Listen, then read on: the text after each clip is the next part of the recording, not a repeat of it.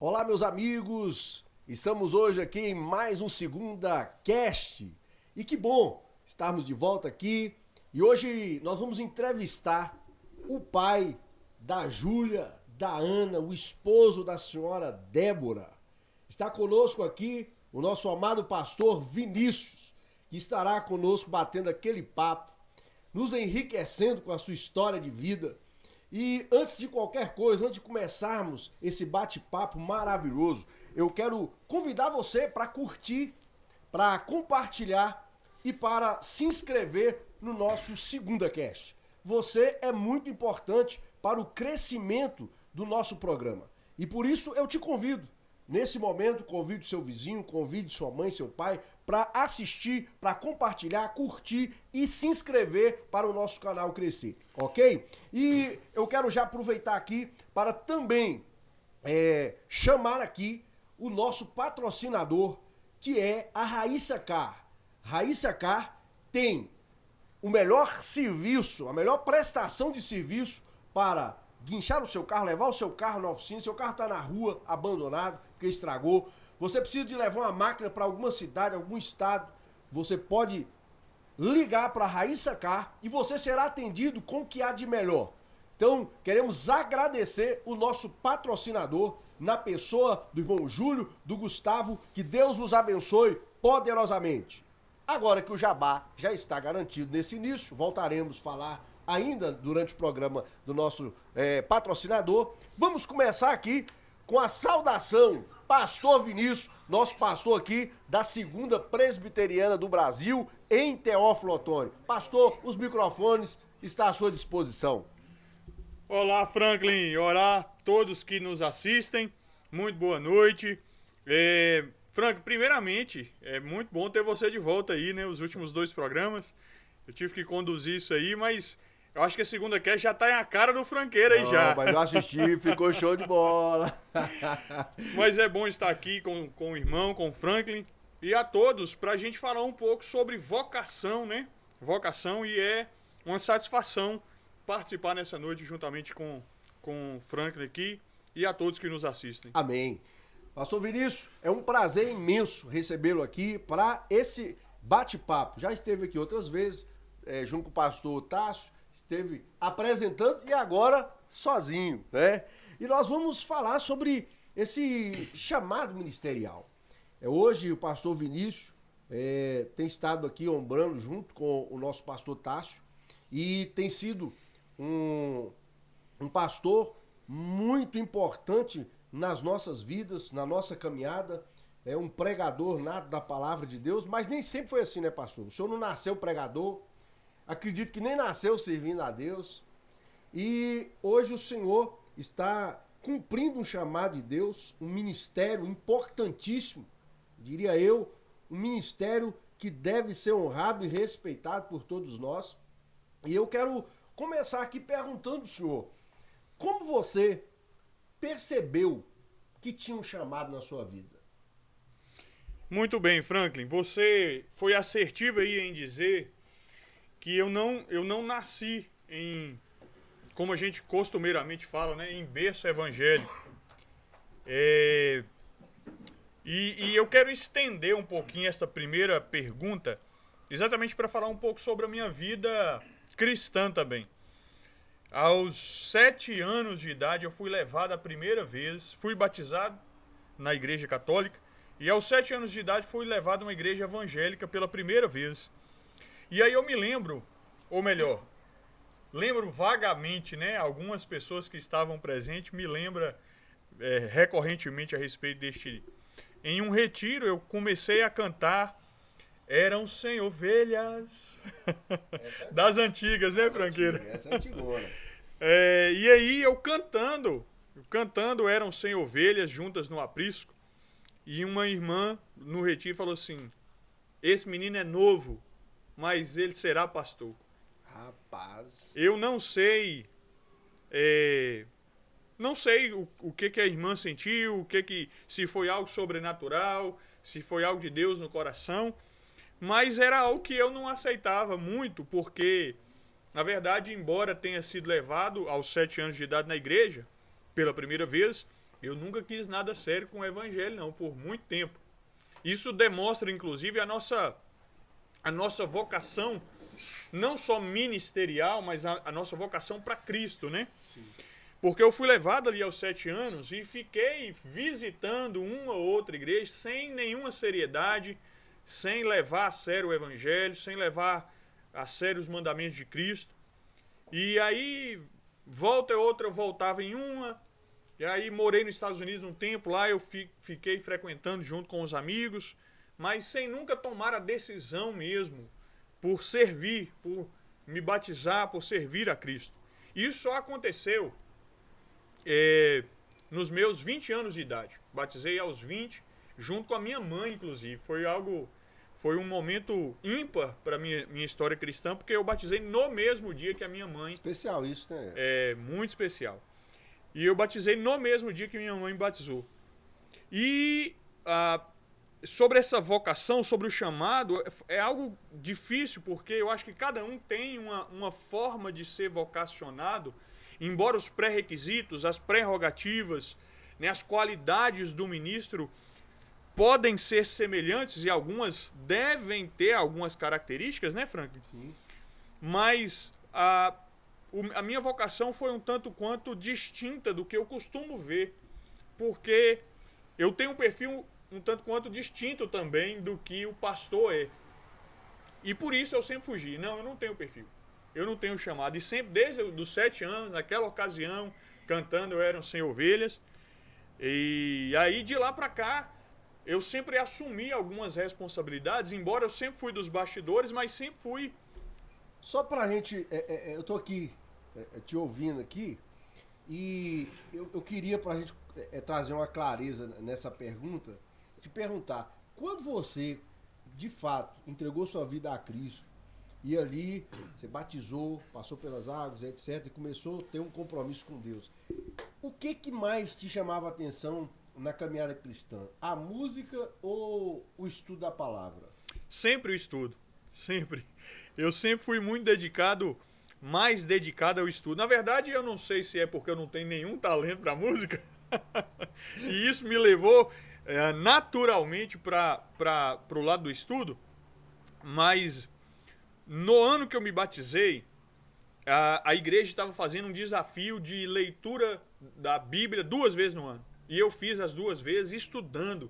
Eu lembro, inclusive, meu aniversário de 20, o que eu pedi para minha mãe, e aí a expectativa de outras pessoas foi exatamente uma Bíblia de estudo, para eu estudar e lecionar. E embora muito tímido e dos bastidores, eu sempre estive lecionando numa sala de adolescente, lecionando numa sala de jovens, estando à frente de alguma maneira sem escolher isso. Sem escolher isso. E sempre ouvia, desde aqueles 7 anos, como eu havia mencionado, você vai ser pastor. Uma vez, eu lembro também,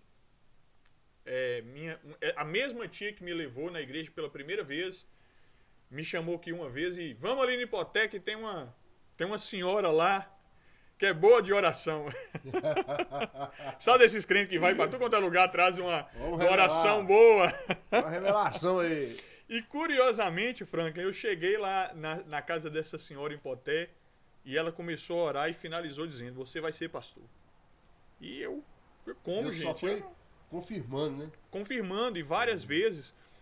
E eu sempre... E eu vou te falar, viu? Essa irmã lá, quando você tinha 7 anos cantando Sem Ovelha, essa aí foi eu posso te falar que essa foi a primeira, assim, que realmente Deus usou. Porque você falou, não canta nada. Você cantou, certamente vai ver o Sem Ovelha que você cantou, né? Pois é, eu fico pensando como que eu cantei para ela no cantar. Não foi pela música. Certamente que não, Frank. Mas Deus falou e Deus cumpre, hein? Deus é poderoso. Pois é, então, eu ouvi diversas vezes, e assim como essa senhora, e aí eu quero já ir para um pouquinho mais à frente, quando eu aceito essa vocação, e aí eu digo não aceitar, mas quando Deus realmente colocou no meu coração o entendimento que era isso que eu deveria fazer. Porque eu me batizei aos 20, e aí tive uma caminhada cristã em igrejas pentecostais, e volta e meia eu sempre ouvia de novo. Vinícius, você tem que aceitar o seu chamado ministerial, você tem que aceitar a sua vocação. Eu falei, gente, aonde que tem? Onde é que essa vocação tá que eu não estou identificando? É só os outros que identificam. E aí, quando eu cheguei aqui, na segunda igreja, na minha primeira lição bíblica aqui, a gente passou, inclusive, né, Frank? Pela juntos, mesma classe de novos juntos. Foi mesmo. Eu imagino que fomos recebidos juntos, né? Fomos recebidos juntos. E aí, na primeira, e logo eu já recebi a oportunidade. Foi muito rápido. rápido. Que rapidinho você já estava lecionando. Foi rapidinho, eu já estava lecionando. E na primeira lição, quando terminou a lição bíblica da escola dominical, 4 pessoas me procurou. E na ocasião eu trabalhava como supervisor de vendas. Eu vou falar qual empresa. Vale das Flores. Vale das Flores, exatamente. E aí alguém virou para mim e falou assim, você tem que parar de trabalhar com mortos e agora trabalhar com vivos. Trabalhar com vida. E falou assim, você tem vocação, você é chamado, você tem que falar da palavra de Deus, você tem que obedecer ao chamado. E mais uma vez é mais um para identificar uma coisa que não existe. E foi mais ou menos assim, de forma muito resumida, que iniciou essa jornada ministerial. Então houve uma resistência, então, da sua parte durante um bom tempo a esse chamado pastoral, certo? Sim, então sim, você claro. Resistiu. Claro. Ô, pastor Vinícius, eu fico assim, meditando nos camaradas que do nada se auto-intitula pastor, bispo, até apóstolo. Os caras assim que, do nada, o cara surge uma grama na beira da rua, fulano é pastor. E assim, eu vejo pessoas com aquela gana, não que a gente não deva amar o chamado ministerial, mas quem de fato tem um chamado, ele sabe da responsabilidade e às vezes ele resiste justamente por entender a seriedade. Não é porque ele não quer de forma alguma, é porque ele sente o peso do chamado. Será que é exatamente isso que você sentia? O peso desse chamado? Será, Deus, será que eu realmente vou conseguir ser esse pastor que tanto o povo fala que eu vou ser pastor, mas dá um frio, dá um medo. Será que é isso que eu sentia, pastor? Claro, porque carregar a mensagem do Senhor não pode ser algo que deve ser negligenciado. Não pode ser algo que é de fato um peso. E claro que Cristo nos convida a levar para Ele os nossos fardos pesados, os nossos julgos, mas é um peso, é uma grande responsabilidade. E respondendo a sua pergunta de forma mais completa, você fugiu, se nós entendermos a soberania de Deus, né, dentro do propósito dele para a vida do vocacionado, eu fui para o seminário, se não me engano, aos 34 anos de idade. Aos 34 anos. Então, se eu ouvi lá com 7, eu fugi por mais de 25 anos da vocação. Exatamente porque eu entendo que é o peso de levar a mensagem de Deus. E de fato, Franklin, quando você menciona isso, eu entendo que você está enxergando um glamour que tem sido colocado na vocação ministerial ultimamente. Uma romantização, inclusive. E que não existe, né, pastor? E que não existe.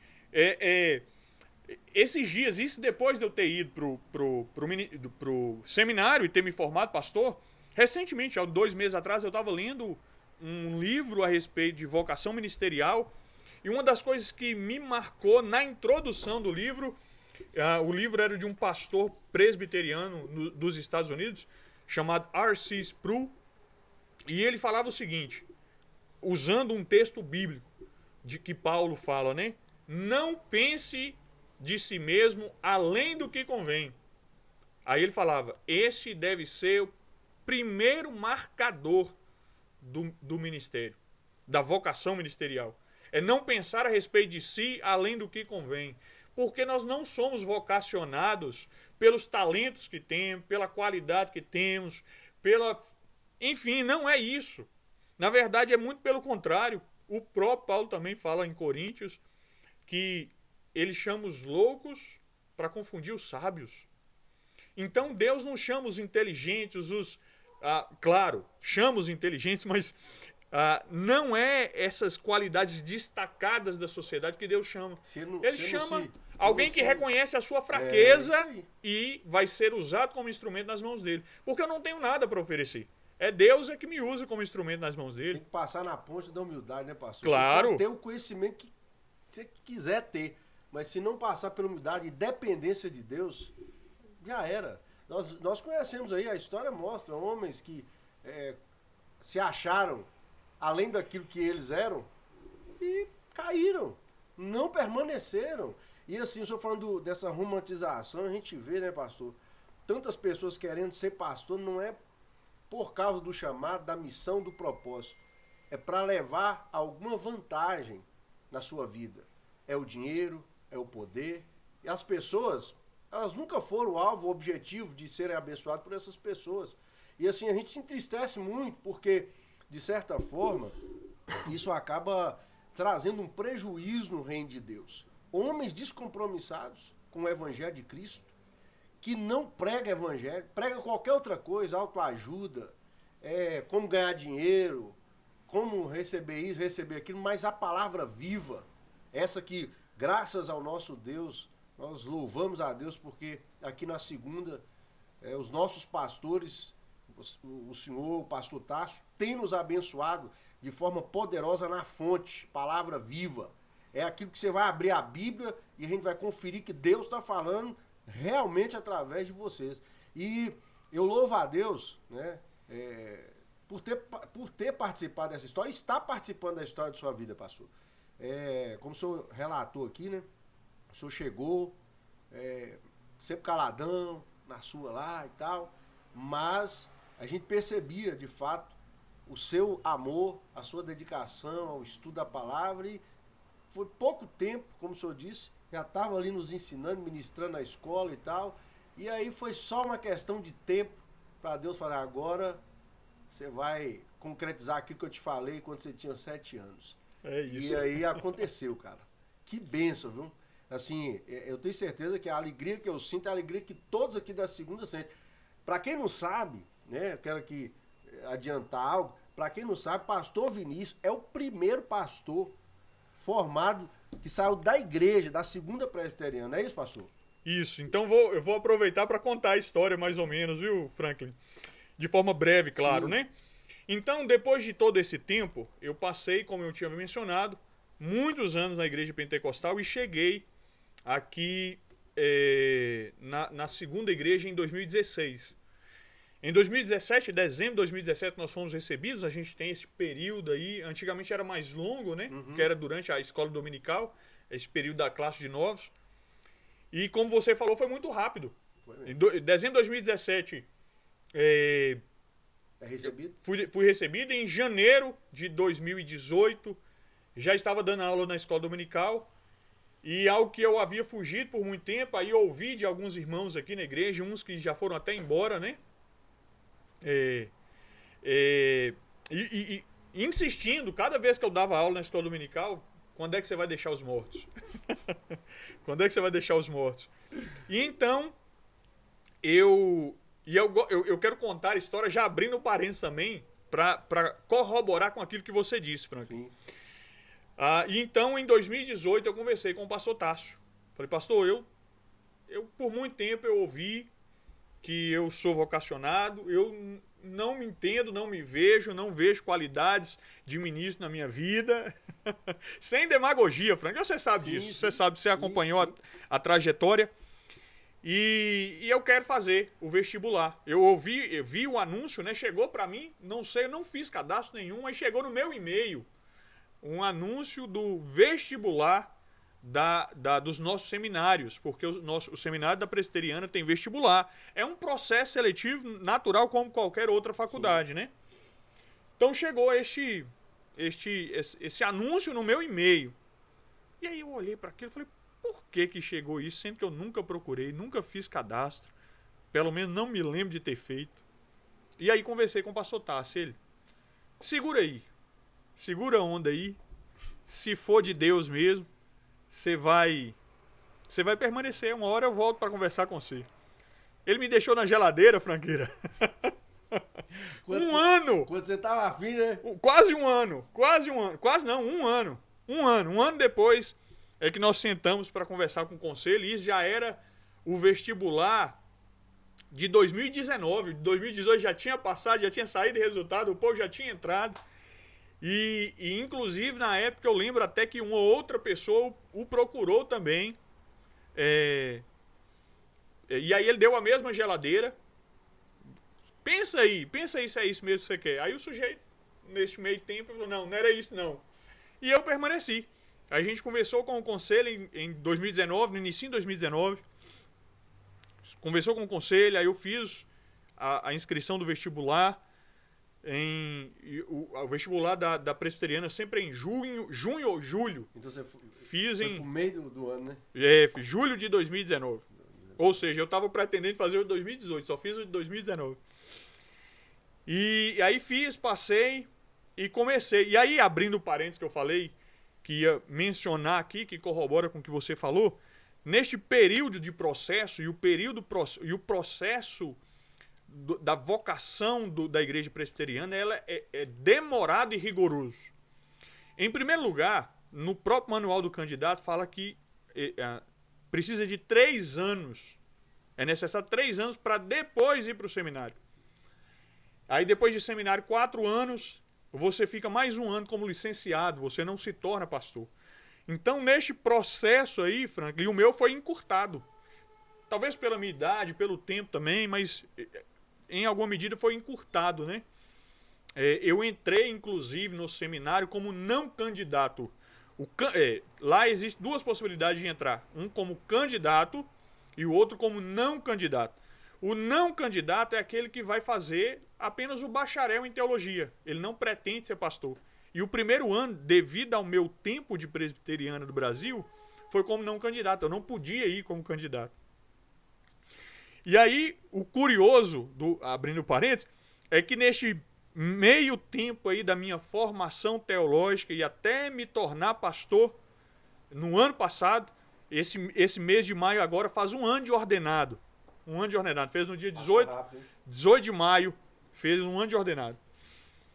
Eu tive amigos conhecidos que formaram pastor nesse período aí, estalou o dedo, pastor. Falou, pastor já? Eu estou passando por esse processo todo. E é exatamente isso, né? Pessoas que se sentem pastor do dia para a noite já se tornou pastor. E vejam todo o processo. Primeiro, o pastor Tássio me deixou um ano na geladeira para pensar, para orar, para ter a convicção que era aquilo que eu gostaria. Então fizemos vestibular, mais 4 anos de faculdade, para depois retornar e então ser ordenado pastor. Então existe um processo demorado e rigoroso. Exatamente, a presbiteriana faz isso intencionalmente, exatamente para não receber quem glamoriza a vocação, quem romantiza a vocação, quem quer apenas tirar vantagem, igual você falou, né? Só o status da vocação. Então ela faz, embora exista este rigor e este tempo, ainda tem aqueles, mas são poucos. Sim. É muito menos do que essas igrejas que você chega... Não tem processo nenhum. Não tem processo nenhum. Você chega na semana seguinte, você é pastor da igreja. Orou bem. Uma boa palavra. Exatamente. Cara... Exatamente. Mas, ô pastor, que coisa maravilhosa é poder ser vocacionado, ser escolhido por Deus. E eu vejo aí hoje a sua alegria, né? A sua família servindo a Deus. Eu fico imaginando as filhas, né? O orgulho das filhas, da digníssima esposa, quando vê lá o paizão, o esposo, servindo a Deus no propósito, trazendo aquelas palavras poderosas, se envolvendo na obra, né? O orgulho de mamãe. Me fala aí, e depois que você foi pro seminário, formou e agora tá passando, e a tia lá que você tem contato, como é que é? Essa tia em específico, ela mora nos Estados Unidos. Mas quando eu cheguei no seminário, eu sempre tive certeza. Ah, cara. Eu sempre tive convicção. Muito feliz, né, com tudo isso, né? Franqueira, aproveitando aqui também, Débora, por exemplo, em uma outra ocasião, A gente tem que ter muita prudência de falar isso, que a gente entende a teologia da nossa igreja. Mas eu lembro uma vez que alguém esteve na nossa casa, mais uma vez, alguém para falar da minha vocação e eu nunca aceitar. Aí alguém esteve na nossa casa e bateu lá, sem a gente conhecer a pessoa, e falou assim, ó, Deus falou para eu vir aqui na casa de vocês e orar por vocês. E orou, ele passou a tarde lá orando com a gente. E aí no final ele falou assim, ó, vocês vão passar por um momento de tribulação, de adversidade sem igual. Sem igual. Vocês vão passar por uma tempestade. E isso é mensagem que ninguém quer ouvir, né? Tempestade. A gente até vê que talvez nem seja um falso profeta, porque é difícil o não profeta trouxe, falar isso, né? Então, ele veio e falou assim, vocês vão passar por um momento até... E aí falou com Débora, falou direcionado para Débora, pra você ver. Até que seu marido obedeça ao Senhor e aceite a vocação dele. E aí, você falando sobre isso, o sentimento dos tios, de tia, de mãe... aí Débora de lá para cá, até que eu realmente vim, na época a gente não estava na IPB ainda, nós éramos da Igreja Presbiteriana Renovada. Eu lembro. E aí Débora, toda vez que a gente passava por uma luta, de qualquer natureza, principalmente quando apertava financeiramente, eu só estou esperando você obedecer. Então, a gente tem um processo, né? A gente é entrevistado inúmeras vezes, Franklin, inúmeras, pelo Conselho da Igreja, pela Comissão Executiva do Presbitério, e todas as férias. Tem uma comissão formada para examinar candidato, mas não é só na ida para o seminário, em cada férias a gente é examinar de novo, entrevistar de novo e perguntar de novo. E aí ele sempre perguntava exatamente sobre a convicção da vocação. E aí eu falava, eu não tenho convicção da vocação, não. Eu só entendo que eu estou obedecendo a Deus. Aí perguntava a respeito de Débora, e sua esposa? Eu falei, ela tem convicção da minha vocação. Eu não. Ela tem mais do que eu. Amém. Pastor, seguindo aqui, quais foram os sinais mais claros de Deus te direcionando para o seu chamado ministerial? Eu acho que foi exatamente isso que eu acabei de afirmar. Esse sujeito que esteve lá em casa, que eu não conheço, mais uma vez, eu não quero... Ele foi o último? Foi o último. Desse jeito foi o último, né? Eu não quero de modo nenhum ser displicente com a nossa teologia, mas os sinais claros foram do que esse indivíduo falou. E leu a Bíblia com a gente e falou de forma muito clara. E de fato nós passamos por um período, Franklin, que a gente chora na hora que lembra. Débora chora quando lembra, sabe? E Débora, ela faz questão de contar isso para todo mundo que vai lá em casa. E são momentos que, assim, para nós, são momentos até de constrangedores, sabe? Mas que Deus permitiu para que isso acontecesse. E veja bem, eu nunca escondi da comissão executiva do presbitério, do conselho aqui, de que eu não tinha convicção da vocação. Eu só entendia que eu estava indo para obedecer a Deus. Até esses dias, inclusive, até conversando, eu quero destacar isso em outro momento, conversando com alguém que tem intenção, eu falei assim, eu quero te tirar a romantização da vocação. A vocação não é você vislumbrar algo com glamour. Pelo contrário, é você botar a boca no pó, você ser humilhado. E a palavra fala isso. Se humilhe diante das mãos de Deus e em tempo oportuno Ele vos exaltará. Então, veja bem, os sinais que você perguntou foi exatamente esse período de grande adversidade, e a gente se transferiu aqui para a Segunda Presbiteriana, que é uma igreja que nós amamos e é de muita alegria a gente ter sido formado por aqui e voltar para cá. Isso é muito incomum, inclusive, eu recebi muito conselho contrário. Nunca dá certo, eles falando comigo lá, nunca dá certo, viu? Você voltar para a igreja que te formou, não dá certo não, que o povo não te reconhece como pastor. Mas veja, Quando, então, eu entendi de que, embora eu não tivesse o perfil, as qualidades, mas que eu decidi obedecer, mesmo achando que não tinha este perfil ministerial, as coisas transicionaram, Frank.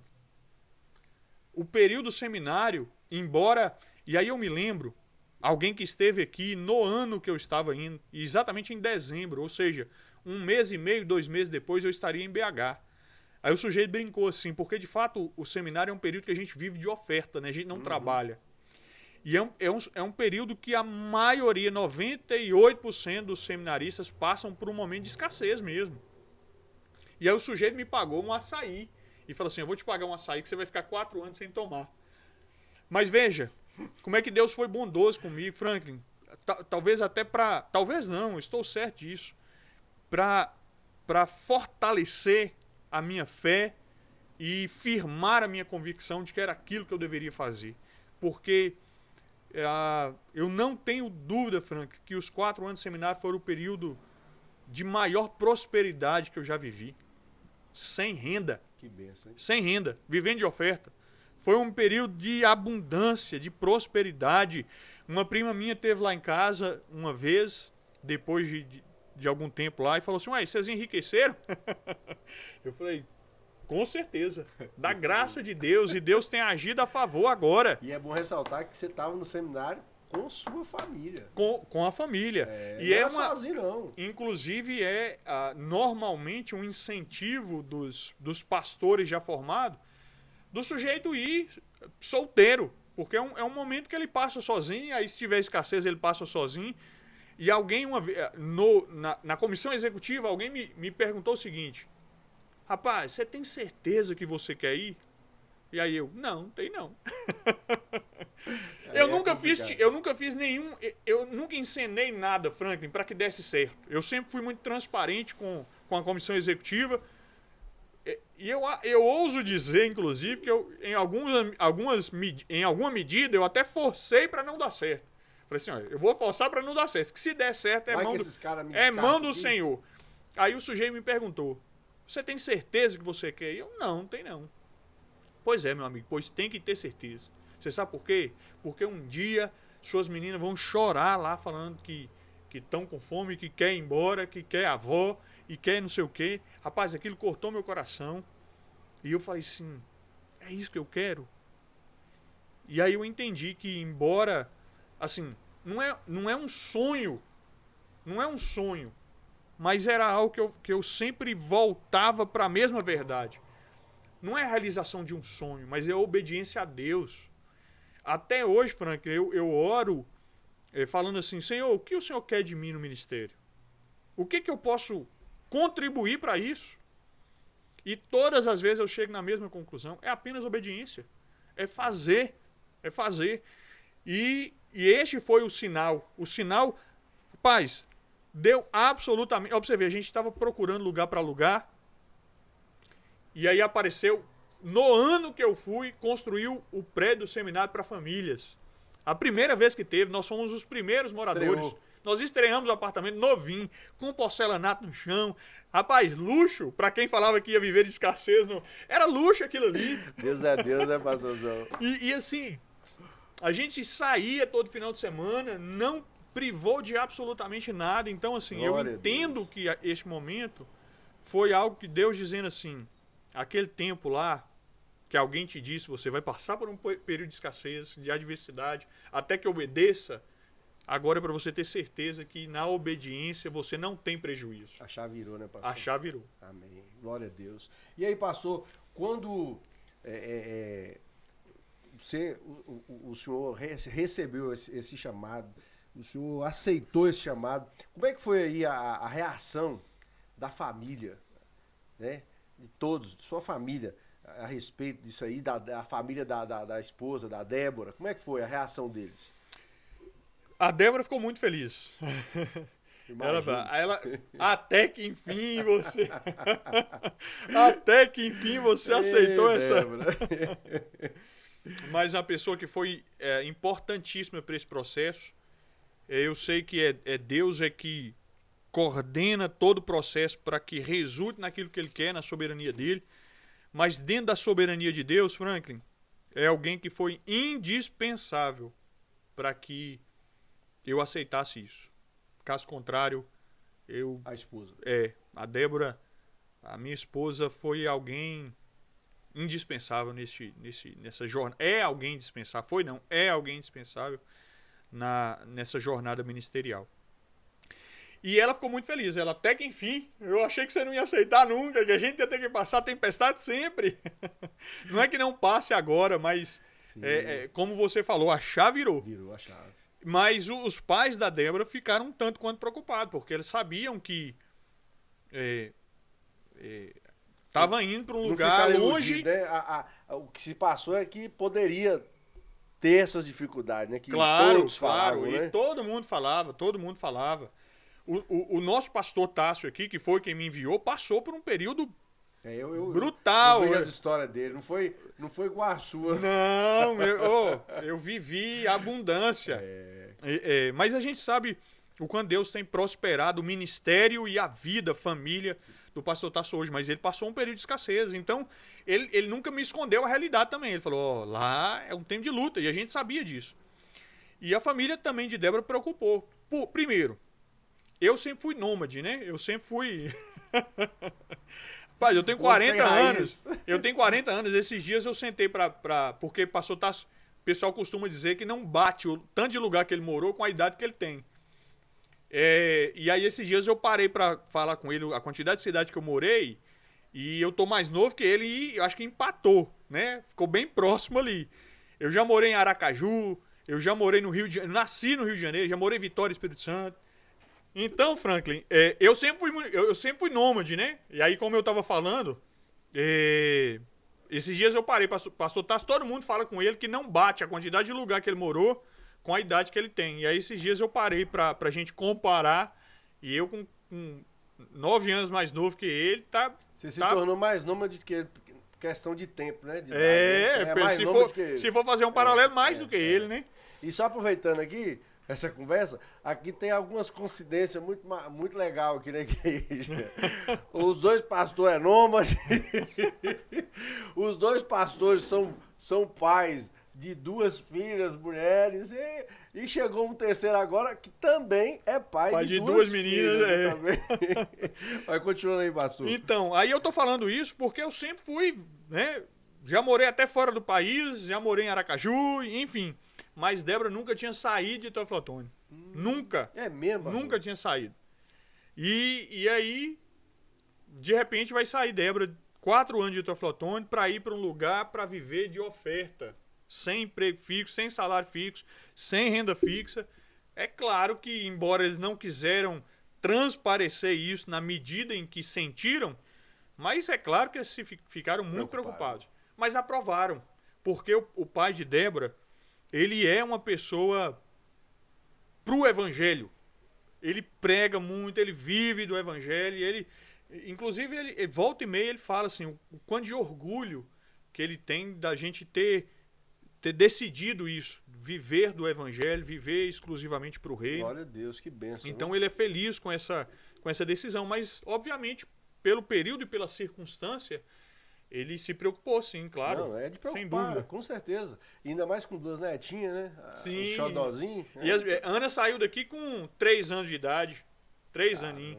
Rapaz. Ô, pastor Vinícius, e sua família já foi mais tranquila, né? Sua família já é acostumada com esse negócio de ser nômade, né? Rapaz. Na época, mãe estava morando em BH. E a gente até combinou. Falei, então você fica lá em casa. Porque, na verdade, ela, embora morasse lá, ela sempre, como ela cuida de criança, ela é enfermeira, né? Sim. Trabalhou muitos anos em bloco cirúrgico. E agora ela tá cuidando de criança. E aí cuidava, só que ficava na casa da família mesmo, né? Ela não, nas suas folgas você fica lá em casa. Só que no período que a gente morou em BH, 4 anos, ela morou em São Paulo, ela morou na Holanda. Então você vê como é que é. Essa coisa do nômade. É muito comum lá em casa. A gente entendeu que, como a Bíblia fala, aqui nessa terra nós somos apenas forasteiros. Então a gente entendeu. Esse princípio a gente entendeu realmente. Ok. Mais um bloco vai começar daqui a pouco e nós queremos aqui agradecer nosso patrocinador, Socorro Raíssa, esse reboque de veículos que é o seu companheiro nas horas mais difíceis. Por que eu digo isso? Eu mesmo eu sou exemplo disso. Esses meses atrás, meu carro deu um problema num dia de sábado. Meu carro, fui pegar a minha esposa no salão, deu problema e aí não ligava de forma alguma. Quem foi me socorrer? Raíssa Carro. Liguei para Gustavão, Gustavo mandou o reboque lá e daqui a pouco meu carro estava na oficina. É esse serviço e outros mais que Raíssa Carro presta aqui em Teoflotone, região e pelo Brasil afora. Seu carro, seu caminhão, sua máquina precisa ser transportada? Ligue para Raíssa Carro, faça contato com o Gustavo, irmão Júlio, e você será muito bem atendido. Obrigado aí, Raíssa Carro, pelo patrocínio, pela força. Sem Raíssa Carro, nós não estaríamos aqui agora transmitindo esse programa maravilhoso para você. Um abraço a todos vocês aí, que Deus abençoe a família Raíssa Carro. Meus queridos, vamos entrar agora no segundo bloco, porque o tempo não para, né, pastor? O papo tá bom, gostoso, ouvir essas histórias maravilhosas. Eu espero aí que você que tem esse chamado ou que tem vontade de fazer um seminário, presta atenção em cada experiência aqui. Isso servirá muito para a sua tomada de decisão. Já ouvimos falar aqui que o chamado de Deus não é essa coisa romantizada que se prega por aí. Você tem que ter convicção e, acima de tudo, precisa obedecer à risca o chamado de Deus. Então, vamos continuar aqui conversando com o nosso pastor Vinícius. No segundo bloco, como discernir se é um chamado de Deus ou apenas um desejo pessoal de servir? Eu acho que eu antecipei a resposta. Eu vou usar o Sproul de novo. Eu acho que o primeiro marcador é isso. Não pensar além de você mesmo, além do que convém. Eu acho que, Frank, que a vocação não é o quanto você reconhece em si mesmo os talentos, os seus talentos que podem contribuir com a igreja. Eu sou articulado, eu sou eloquente, eu tenho talento na música, eu tenho talento de organização, eu consigo fazer uma igreja crescer. Não é isso. Então, eu acho que a distinção de uma coisa para outra é exatamente essa. E aí foi exatamente eu conversando com um sujeito aqui na igreja que pretende ir para o seminário, Franklin, e aí, em alguma medida, ele teve esse sentimento. Falei, rapaz, não é isso. Por vezes, eu saí do púlpito moído pelo meu próprio entendimento da incapacidade, até do entendimento de incompetência da transmissão da mensagem, que a gente entende que isso é um peso, que deve ser transmitido adequadamente, deve chegar no coração do ouvinte, mas quem convence é o Espírito Santo. E aí eu lendo um livro do Charles Spurgeon, que é considerado o príncipe dos pregadores, um grande homem de Deus, lembrado por mais de 2 séculos. E aí ele dizia exatamente isso. Quantas vezes ele saiu do púlpito moído. E todas as vezes que ele ia entrar no púlpito, ele sentia calafrios e até dor de barriga. E ele se sentia completamente incompetente no púlpito. E aí Deus revigorava ele no dia seguinte e falava, você realmente é essa pessoa. Mas quem te capacita sou eu. Quem fala nos seus lábios sou eu. Era aquilo que Moisés sentiu. Moisés, diante de Deus, falou assim, mas eu sou completamente incompetente para falar. Aí o Senhor vira para Moisés e fala, mas quem fez os lábios? E a língua? E a voz? Não sou eu, é quem falo? Então, essa é a distinção. Não é alguém que reconhece completamente as suas fraquezas, as suas mazelas, a sua incompetência, o seu frio na barriga, o seu calafrio, mas entende que está ali, mais uma vez repito, por obediência. Não é aquela romantização daquilo que, eu vou fazer. E aí me lembro, inclusive, você mencionou no início, de pessoas que se achavam competentes demais e caíram. E eu lembro de um pastor que era uma sumidade, era assim realmente uma referência para o Brasil. E aí, em uma determinada ocasião, ele falou assim, o quanto Deus dependia dele para o crescimento do evangelho no Brasil. Caiu. Então, não. Pastor, e eu acho tão interessante isso, essa dependência de Deus, o homem de Deus entender que não é ele. Porque eu tive uma experiência certa vez, primeira vez que eu fui pregar, pastor, primeira vez, eu ouvia muitos pregadores renomados na época, e nessa época que eu fui convidado a pregar, lá na igreja do meu pai mesmo, naquela época estava muita moda você imitar, você ouvia determinados pregadores e você se identificava com um e você, então até o timbre de voz, tudo, o jeito, você usava o jeito daquele cara. Uhum. E eu lembro que eu preparei uma mensagem e fui pregar a primeira vez num domingo. Pastor Vinícius, foi a pior vergonha. Eu subi ali com tanta confiança que eu ia arrebentar e eu saí de lá arrebentado. Pastor, olha, eu tive tanta vergonha. Eu sabia que eu tinha entregado uma péssima mensagem porque saiu de mim mesmo. Uhum. Você tá entendendo? Que o culto terminou, eu nem cumprimentei ninguém. Eu desci do púlpito e saí vazado.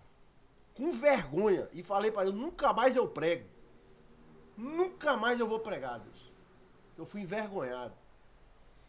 E eu lembro que uma vozinha bem suavezinha assim, foi lá no meu coração e disse, o dia que você deixar eu usar você do jeito que você vai funcionar. E é isso. E é isso aí. É isso que é o ministério, é isso que é a vocação. Não queira ser, aquilo que você falou, não queira ser além do que você é. Entendeu? E aí, pastor, outra coisa que eu quero puxar para o nosso bate-papo aqui é porque tem muitas pessoas dotadas de dons maravilhosos na igreja. E em muitas denominações que não tem essa organização, que não pensa biblicamente, acha que o cara que prega bem, ele vai ser pastor. Quando na realidade, a pessoa que tem esse chamado de Deus para pregar, ou para cantar bem, ou seja qual área que for, não necessariamente ela precisa ser pastor para ser útil no reino. O senhor concorda com isso, pastor? Concordo, claro. Na verdade, é exatamente isso que a reforma fez, né, Franklin? O pensamento da reforma, e aí eu lembro inclusive de uma história do Lutero.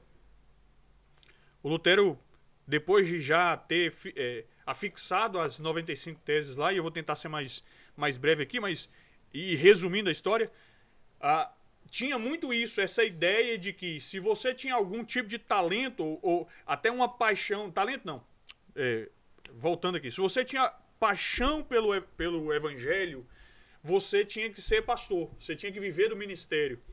E aí um sapateiro, na verdade, procurou Lutero e falou assim, e agora? Eu tô apaixonado, meu coração ferve, o que eu devo, meu coração tá ardendo, o que eu devo fazer, Lutero? E ele era um sapateiro, né? Aí o Lutero virou para ele e falou com ele assim, faça o seguinte, meu irmão, faça o melhor sapato, com excelência, como se fosse para o Senhor, cobre um preço justo e faça tudo para a glória de Deus. Naquele lugar ali, você vai ser canal de bênção para muitos que vão comprar de você. Você vai ser instrumento do Senhor para comunicar o Evangelho. Então tem realmente muito essa ideia, mais uma vez, da ideia romantizada do ministério. Porque antes da pregação, Franklin, o ministério está muito mais ligado ao cuidado, está muito mais ligado ao zelo do pastor para com as ovelhas. Sim. Então certamente, e eu conheço inúmeras igrejas que tem um presbítero, que tem uma ovelhinha sentada lá que prega melhor do que o pastor da igreja. Mas por que ele não é o pastor da igreja? Porque o ministério, o pastoreio, ele não começa no púlpito, mas começa na vida, no dia a dia, no cuidado com as ovelhas. Claro que um pastor ele precisa ser, até porque o nosso manual presbiteriano fala que os deveres do pastor é exatamente o ensino da igreja. O primeiro prerrogativo, o primeiro dever do pastor é educar a igreja na sã doutrina. Então o dever dele é esse, primordialmente, né? Mas o ministério não começa no púlpito, mas começa no dia a dia, no cuidado que este pastor tem com as ovelhas. Aproveita aí, pastor, e já fala para nós dos perigos de uma pessoa assumir, né, essa pessoa querer assumir esse ministério pastoral sem, de fato, ele ter esse chamado na vida dele. O camarada querer ser uma coisa que ele não tem o chamado. Isso é muito perigoso. Fala pra gente um pouco aí sobre isso, pastor. Claro. Tem algumas instruções bíblicas que são importantes da gente destacar. E uma delas, Cristo fala assim, se alguém fizer mal aos meus pequeninos, é melhor colocar uma corda no pescoço com uma pedra e lançar-se ao mar. Você vê a força, né? Tamanha a força e a gravidade da orientação. Então, como eu mencionei, o primeiro marcador é não pense além do que convém a seu respeito. Não pense porque você tem algum mérito em algum lugar, alguma esfera, tem algum talento de alguma natureza, que isso já te impulsiona para o ministério. Entenda a responsabilidade de estar cuidando do rebanho do Senhor, porque o rebanho não é do pastor Tássio, o rebanho não é do pastor Vinícius, o rebanho não é de nenhum pastor. Quando o Luiz Gustavo, o presbítero, esteve aqui, a gente falou muito a respeito de mordomia, e eu acho que é um dos princípios que o ministro deve aprender. Em primeiro lugar, é o princípio da mordomia. Nós cuidamos com zelo e com amor aqui do que não nos pertence. Somos apenas mordomos cuidando das coisas de Deus, inclusive o rebanho. Então veja bem, se você faz cair alguém, e aí ele se refere aos pequeninos, mas no zelo com o rebanho, a gente pode abranger isso para tudo. Deus vira para nós como ministros e fala, se você fizer cair um destes, é melhor você colocar uma pedra no pescoço e lançar-se ao mar. Está errado. Entenda o peso e a responsabilidade do que é fazer aquilo que você não foi vocacionado a fazer. É por isso que volta e meia eu tenho orado, mesmo agora, depois de formado, depois de ordenado, eu tenho orado. Senhor, é isso mesmo? O que o Senhor pretende que eu faça no ministério? Onde o Senhor quer me usar? O que o Senhor pretende que... De que forma eu posso ser instrumento em tuas mãos? E uma das orações que eu sempre repito, Deus, nunca me permita fazer aquilo que o Senhor não deseja que eu faça. Aquilo que não é a tua vontade. Porque a responsabilidade realmente é muito grande, Franklin. Pastor, eu vejo assim, meditando aqui no nosso bate-papo, que tem muitos homens que não conhecem a Bíblia de fato. Eles, eu acredito que pegaram a parte que lhe convém e usam essa parte, mas eles não têm o conhecimento da seriedade disso. Por que eu estou falando isso, pastor? Que hoje a gente vê pessoas vendendo, não sei se você já ouviu falar isso, pessoas vendem igreja de porta fechada, pastor. Já vi um cara oferecer para o outro uma igreja, eu tenho 200 não sei quantos membros, eu te vendo por tanto. Lá nós temos membros, nós temos tantas cadeiras, nós temos instrumental, caixa de som assim, o patrimônio assim, assado é X. Como assim, pastor? Como? A gente que tem um chamado de Deus vai fazer uma coisa dessa. Usar as coisas de Deus como um mero negócio, uma moeda de troca, usando o povo como moeda de troca. Aí você percebe por que as pessoas estão dentro da igreja e estão doentes, adoecendo, não estão sendo curadas, estão sendo usadas, sugadas. O pastor, ele deveria usar só a lã. Tem pastores que estão sacrificando as ovelhas, comendo a carne da ovelha, destruindo a ovelha. Por quê? Ele está pensando no bem comum. E tem uma pergunta aqui, pastor, que é muito propensa para isso que eu estou falando, que é o que a Bíblia ensina sobre o processo de confirmação do chamado pastoral para que a pessoa, ao se tornar um pastor, ele não se torne esse lobo devorador de ovelha. Eu gostaria que o senhor explanasse para a gente, para quem deseja um dia o episcopado, ser um pastor, um homem usado por Deus, para não cair nessas artimanhas, nessas coisas tão terríveis que a palavra só abomina, né? Eu gostaria que o senhor falasse para a gente sobre isso, pastor. Muito bem, Franklin. É um tema complexo, né? E a gente não tem o tempo suficiente que esse programa nos oferece aqui. Mas é importante falar, porque de fato, em algumas capitais, igrejas estão sendo anunciadas nos jornais. Nos jornais. Isso é muito triste. É muito triste a gente ver isso, uma falta de amor pelo próximo. E eu não falo nem amor ministerial, mas cristão, porque antes de aceitar o ministério, e aí Paulo escreve a Timóteo falando que quem deseja o episcopado, excelente obra almeja. Então é algo excelentíssimo que nós almejamos e adotamos e trabalhamos. Então, mas antes de ser ministro do Evangelho, eu sou um cristão e devo obedecer aos mandamentos do Senhor, de amar o próximo como a mim mesmo. Então está tendo um desprezo. Ter zelo, né, pastor? Ter zelo pelas coisas do Senhor, porque, veja bem, Franklin, e isso também é um dos marcadores, uma das prerrogativas, porque o próprio Deus fala, através de Paulo, que o que ele requer dos seus dispenseiros é que eles sejam encontrados fiéis. É só isso. É só isso, que sejam fiéis. Fiéis a quê? Fiéis aos mandamentos, aos estatutos, fiéis aos princípios, às convicções, aos valores da palavra e daquilo que Deus nos revelou. É só isso.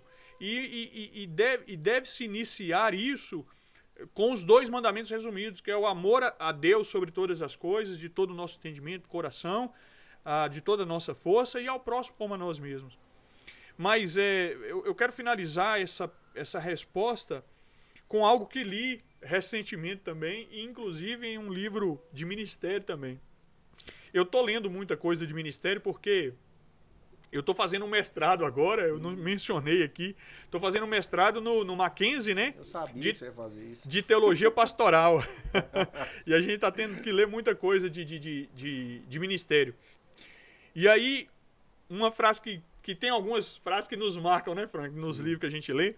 E uma frase que o autor usou foi: se o juízo de Deus fosse imediato, como em várias narrativas bíblicas, será que nós agiríamos como agimos? Se o juízo de Deus fosse como foi feito com Ananias e Safira, assim que eles mentiram para o Espírito Santo, foram fulminados, será que nós estaríamos no lugar que estamos? Agindo da mesma forma que temos agido? Vendendo igrejas em jornais? Mas o juízo de Deus virá. Não é imediato, mas virá. Amém, pastor. Que resposta abençoada. E aí, para a gente fechar esse bloco aqui, pastor, eu quero perguntar ao senhor aqui quais foram os desafios no início do seu ministério. Você começou a pastorear na segunda e aí, certamente, vieram desafios. Quais desafios o senhor tem para compartilhar conosco desse início do seu ministério? Desse 1 ano aí, né? Primeiro, como eu mencionei, o ministério é muito recente. Então, esses dias eu até conversei com o pastor, com o Tássio, né? E aí eu falei assim: ó, pastor, eu acho que o início do ministério é mais desafiador do que os anos finais. E ele: eu não sei, porque eu não estou nos anos finais. Mas eu imagino que os anos iniciais é mais desafiador que depois do passar dos anos. A gente sabe que o pastor Tássio, ele tem 20 anos de ministério, né? 21 anos, vai completar no final agora de 2025. Vem a experiência, né, pastor? Porque a experiência te faz a sua casca mais grossa para lidar com algumas coisas, né? E então a gente está vivendo um emocional muito mais sutil, mais aflorado, entendeu? E um dos desafios, Franklin, foi exatamente o que eu recebi de conselho. Eu recebi muito de colegas e de professores. Olha, não volta para o lugar que te enviou. Não volta para o lugar que te enviou. E um dos desafios é exatamente esse, porque, de fato, sai o Vinícius aqui, que foi recebido junto com você, e de repente, 4 anos depois, volta o Vinícius pastor. Meu pastor. Então, assim, eu vejo, inclusive, que vários têm essa dificuldade de me ver como pastor. Tantos outros, tão pouco chamam como pastor, né? Até hoje é Vina, Vinição, Viniceira. Então, tem esses desafios. Mas eu entendo a circunstância. Eu entendo porque eu acho que eu também reagiria da mesma forma. Sai alguém que andou comigo aqui na membresia, que a gente conversava e ombreava como ovelha e de repente volta pastoreando, é difícil de aceitar de imediato. Então, os desafios são, eu acredito, né? Eu não sei, porque eu não sei quando eu chegar daqui 20 anos como é que vai ser, mas eu acredito que é mais desafiador agora, exatamente porque está muito aflorado ainda as emoções, como lidar com os aconselhamentos, como lidar com os conflitos da igreja, sobretudo nessa circunstância de algumas pessoas que ainda não enxergaram, pelo tempo que tem, não enxergaram que agora é o pastor Vinícius. Só que eu te acompanhei, né, como a gente acabou de falar, desde o início fomos recebidos juntos, e eu posso dizer, pastor, que eu acompanhei as suas primeiras pregações, e como alguém que já era do meio, sim, eu entendi as suas limitações. Você foi um grande pregador, Frank. Não, que isso, pastor. Eu entendi as suas dificuldades iniciais e fui acompanhando seu desenvolvimento. E eu sempre compartilhava com a minha esposa. E aí, quando o senhor foi pro seminário e começou a voltar, aí eu observava as suas mensagens, era bem assim teológica, bem assim uma coisa mais complicada, né? Uhum. E aí o tempo foi passando, e daqui a pouco a gente percebeu um pastor Vinícius, um seminarista, trazendo uma palavra mais assim, mais madura, mais objetiva, mesclando a teologia com as coisas da vida e etc. Uhum. E hoje, para a honra e glória do Senhor, a gente comenta que pregador maravilhoso é o nosso pastor Vinícius, tem se tornado, como Deus tem te usado de forma poderosa, com sabedoria. E assim, da nossa parte, né, somos amigos, sim, temos liberdade, mas é meu pastor.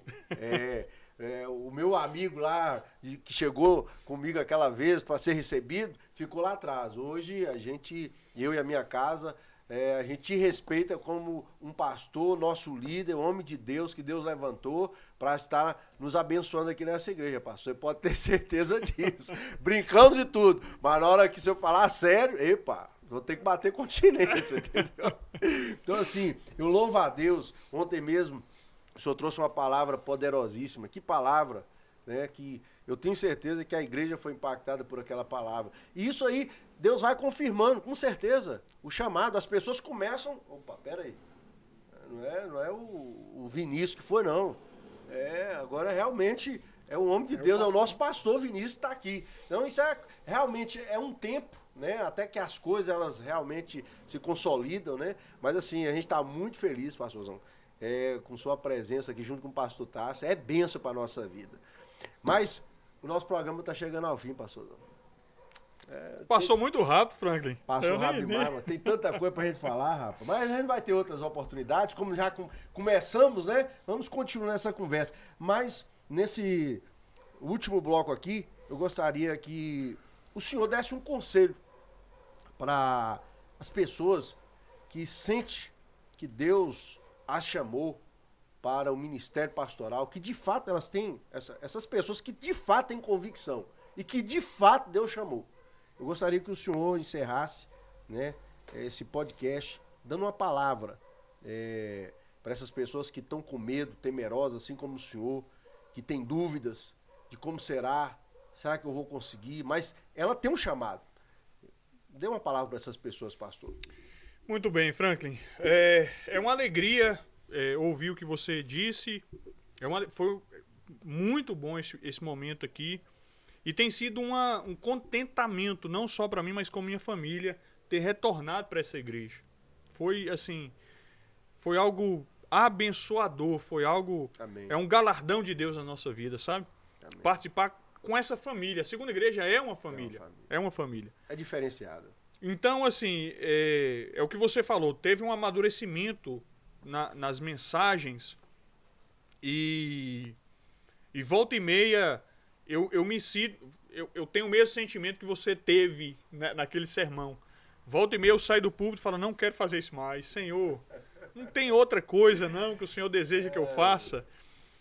E aí, além disso, talvez por por toda circunstância, ainda ouço que a mensagem foi muito complicada e eu estou tentando cada vez mais simplificar, porque de fato, isso não é do Vinícius, não. Eu acho que todo mundo que vai para o seminário, ou pelo menos a maioria, ele absorve muita informação e quer transmitir aquilo.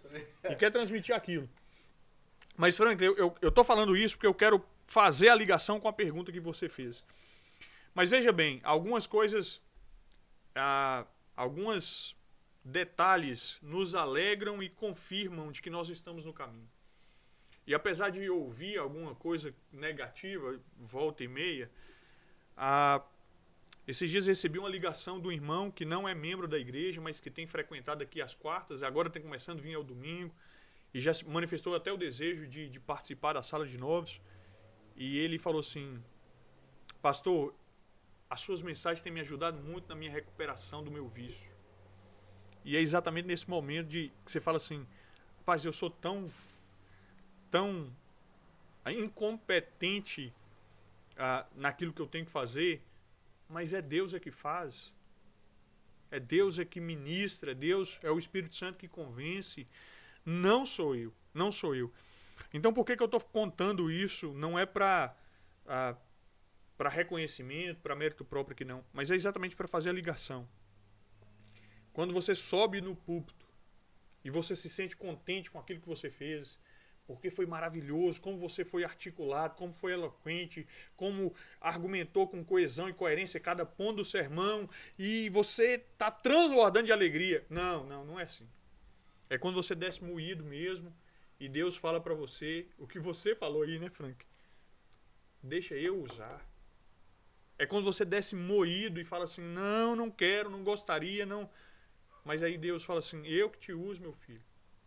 Você é apenas um vaso de barro quebrado, que eu preciso acabar de quebrar para modelar nas minhas mãos. Então eu acho que é para todos que têm esse anseio e realmente quem deseja o episcopado, almeja a obra excelente, então vai mesmo, sirva ao Senhor, se lance, mas é alguém que tem essa disposição não de demonstrar todos os seus talentos, mas apesar das suas incompetências, obedecer a Deus, ser moído cada vez mais, é reconhecer que é na fraqueza e com a boca no pó é que Deus nos faz forte, é que a graça de Deus nos basta, é de alguém que não vive pelos benefícios do ministério, que vive pelo benefício do ministério. Eu gostaria de contar uma outra história aqui a respeito da minha formação e a minha vinda para cá, mas a gente está com o tempo finalizando. Mas é isso, é alguém que não vai medir para onde vai, né? Hoje tem muito isso. Eu quero ser pastor, mas eu quero ser pastor na capital. Eu quero ser pastor de cidade grande. De cidade grande. Não, eu quero ser pastor numa cidade que tem pelo menos um shopping. Então, assim, é alguém que está na disposição de servir a Deus na sua fraqueza, naquilo que te humilha. Amém. Não, eu estou me sentindo humilhado, mas eu quero obedecer ao Senhor. Porque é isso que a palavra fala. Humilhe-se diante da mão do Senhor e no devido tempo Ele te exaltará. Então não é o glamour, mas é a humilhação. Não é a força, mas é a fraqueza. Não é a inteligência, mas a loucura do Evangelho. É loucura, o Evangelho é loucura para a sociedade. Então, se alguém tem esse chamado, mas ele está sendo impulsionado pelas suas competências e não pela graça de Deus e pela potência de Deus, pela potente mão de Deus, então está equivocado. Não é que ele não é vocacionado, sim, mas está equivocado ainda do que deve fazer. Mas se você entendeu este princípio, vá mesmo. Nós gostaríamos aqui na Segunda Igreja de formar mais quantos pastores, Frank? 20, 30, quantos Deus mandar. Quantos Deus mandar. E a igreja está avançando, talvez precise aqui mesmo, né? Mais 10 pastores. Verdade. Aqui na Segunda Igreja. E que bom se Deus levantar aqui mesmo. Bênção, te levantou, bênção, né? Exatamente. Pois bem, pessoal, chegamos ao final do nosso Segunda Cast e nós conversamos com ele, Pastor Vini, o pastorzão da Segunda, essa figura maravilhosa, o pai da Ana e da Júlia, o esposo da irmã Débora, aquela que foi importante nesse chamado aí, né? Que Deus abençoe. Queremos agradecer também o nosso grande cooperador aqui que está na sonoplastia, na filmagem, o nosso irmão Gustavo.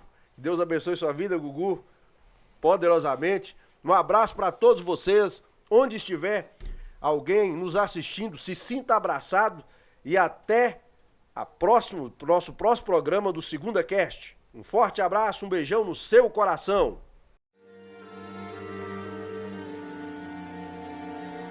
Essa era a segunda igreja em 2013. Muitos desafios pela frente, poucos recursos e não muitas pessoas envolvidas. Começamos a clamar a Deus por milagres, pois coisas básicas precisavam serem feitas e eles começaram a acontecer. Pela fé, começamos algumas melhorias no templo e em nenhum dia faltou provisão. Estendemos a reforma com a expectativa de conseguirmos uma pequena ampliação, uma vez que o imóvel já não estava mais comportando o número de seus membros. Não muito tempo depois, nos vimos desafiados a criar mais um culto aos domingos a fim de atender a demanda da igreja, pois já contávamos com um número de mais de 300 membros. E assim seguimos por quase 3 anos. Mas antes mesmo de concluirmos completamente a reforma, nos vimos novamente desafiados a alugar um local ainda maior para reunir toda a igreja novamente. E assim aconteceu. Deus abriu uma grande porta pela qual passamos, deixando o conforto de um ambiente climatizado, uma estrutura toda nova, viemos inteiros e totalmente para esse novo lugar.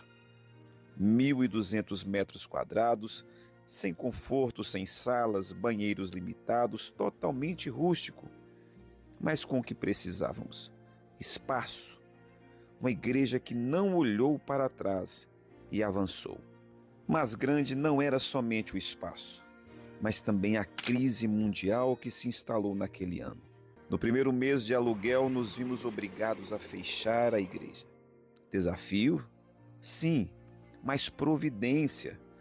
Assim que as reuniões começaram a serem liberadas em nosso município, com os devidos cuidados, o local amplo nos proporcionava a possibilidade de reunião, observando os protocolos. A igreja não parou de crescer e, com o passar do tempo, nos deparamos com mais um desafio, com mais uma questão: investir em um imóvel alugado, como banheiros, salas adequadas, ou clamar a Deus por um milagre onde coubesse os nossos sonhos. Resolvemos clamar a Deus e Deus, mais uma vez, ouviu a oração do seu povo. Como a segunda igreja não para, não recua, apresentamos a vocês o nosso próximo desafio.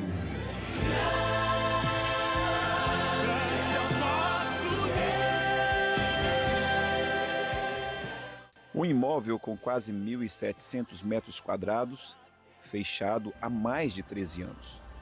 No passado funcionava um frigorífico, lugar de coisas mortas e de muitos sonhos enterrados, e que se tornará muito em breve em um lugar de vida, de sonhos refeitos e de transformação. Somos uma igreja relevante e envolvida em nossa comunidade, e podendo a partir de agora ampliar ainda mais essa assistência. Porém, não há propósito algum de fazermos essa grande obra sozinhos. E estendemos a você essa oportunidade de participar conosco dessa linda obra. Será que o dono desta obra poderá contar com você? Pequenas sementes, grandes árvores.